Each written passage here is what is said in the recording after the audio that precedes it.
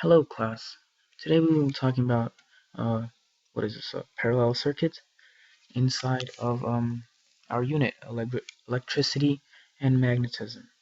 So here we have is a parallel circuit of a kitchen, which has one, two, three, four, five, six different appliances connected to it. Our job was to find the amps, I believe, the amps of each, and figure out whether if everything was connected and plugged in at the same time, whether it would set off the breaker or not. So what we did to do that is the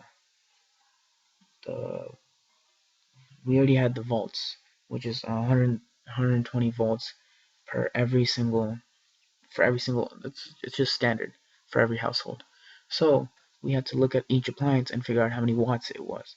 And from that we can do watts over volts and get the amount of amps, the current going through each one. Because it was a parallel circuit, the voltage remained constant throughout each different appliance. So then calculating all that, you get, a separate number of current for each different appliance. And then you use that and you add it all together. And then what you'll get from adding every single current together is you'll get the amount of current that'll be running through the system at this point in time, and then again at this point in time.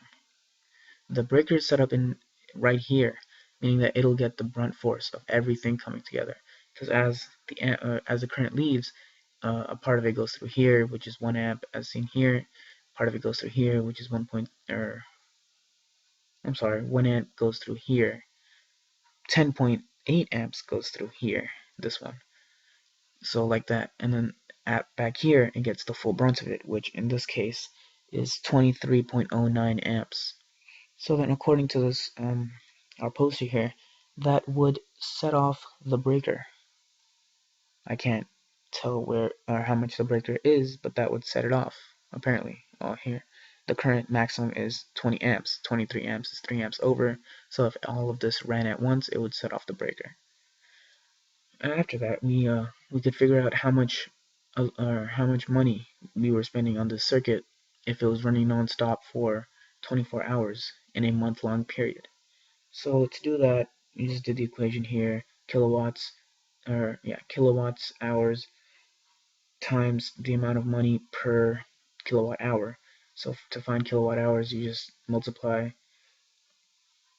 the kilowatts times 60 minutes, and you get that times 0.07, which will give you 139.74, which is $139 approximately.